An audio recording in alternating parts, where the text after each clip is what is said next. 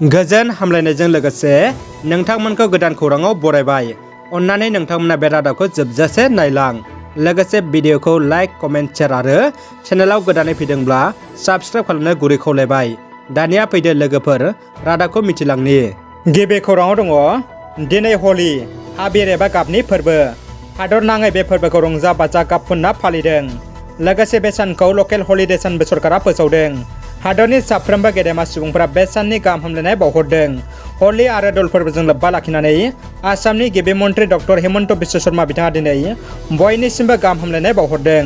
हादर नाङै दासान्दि बयजोंबो सावरायजानाय दा काश्मीर फाइल सावथुननि बिथोनगिरि बिबेक अग्निहोत्रीनो भारत सोरखारा वाइ केटेगरिनि सिकिउरिटि होबाय। मख'नो गोनांदि बे सावथुनखौ लाना भारतनाङै गोबां दान्थे बिदान्थे सोमजिदों आरो गोबाङानो सावथुनखौ बन्द' खालामनो खावलायदों। बेबायदि बुब्लिनि थाखाय बिथोनगिरि बिबेकनो मिरु नखर बिफाननिफ्राय रैखाथिनि थाखाय वाइ केटेगरि सिकिउरिटि थिसनो। गासै 7 रैखाथि पुलिसफोरा दा काश्मीर फाइल्सनि बिथोनगिरिखौ रैखाथि होगोन। 15 कौटि रांजों दिहुननाय बे सावथुना फालांगियाव जाफुंसार जानो हादों। दासिम 100 कौटिनिबो बांसिन रां आरजिनो हाबाय होनना मिथिनो मोन्दों। क'क्राझार जिल्लानि जिल्ला बेंगिरि देसि बर्नाली डेकाया माहारियारि थाखोआव आरोबाव बान्था आवग्रिदों। क'क्राझार जिल्लानि जिल्ला बेंगिरि आइ.एस. बर्नाली डेकाया गावनि राफोद खुंथायारि खामानि मावनायनि गेजेरजों माहारियारि खोलोबाव मोनसेनि उनाव मोनसे बान्था आवग्रिनो हानायखौ नुनो मोन्दों। थांनाय मार्च दाननि 6 अक्ट'निफ्राय 8 अक्ट'सिम माद्रासनि आइ.आइ.टि.आव खुंफुंनाय माल्टि स्टेट हल्डार सिम्प'सियम हाबाफारियाव क'क्राझार जिल्लानि जिल्ला बेंगिरि आइ.एस. बर्नाली डेकाया माहारियारि खोलोबनि बान्थाखौ आवग्रिनो हाबावदों। दानिया फैदो गुबुन मोनसे खौराङाव। जोबोद गोजोनथाव खौरां। आसाम सोरखारा एसेम्ब्लिनि गोनांथार बाजेट जथुमाव थांखि लादोंदि रायजोनि गासै 6 लाख गोरिब गोदान नखरफ्रा अरुणोदय आसनिनि गेजेरजों दान मोनफ्रोमबो 1250 रांखौ मोनसिगोन। जायफोर गोरिब नखरफ्रा बे आसनिखौ एप्लाइ खालामदोंमोन बिसोरो मोनफ्रोम दाननि 10 अक्ट'आव 1250 रांखौ मोनसिगोन। अदेबानि अरुणोदयनि राङा सिगाङाव 1000मोन।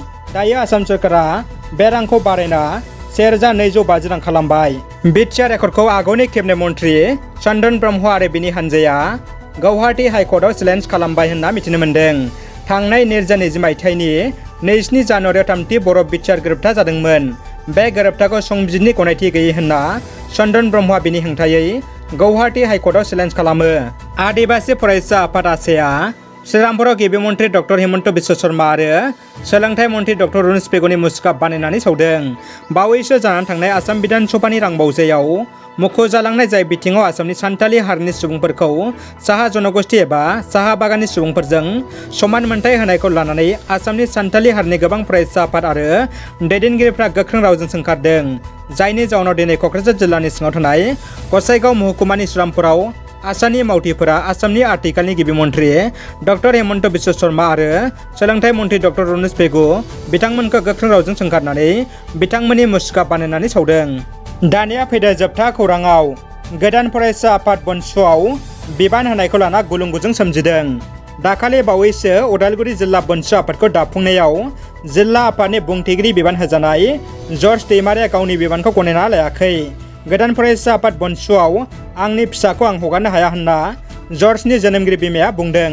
उदालगुरि जिल्लानि गोदानै बनस' आफाद दानायाव जर्ज दैमारिया बुंथिगिरि बिबान होनायखौ नेवसिगारदों आरो थाबैनो बोखारना होनो दिनै खौरां बिजोंनि गेजेरजों खावलायो। रादाबा एसेनोसै लोगोफोर। रादाबखौ जोबजासिम नायनायनि थाखाय गासिनिसिमबो साबायखर आरो गोजोन हामलायनाय थाबाय। जै बर' हारिनि गोजोन्थों।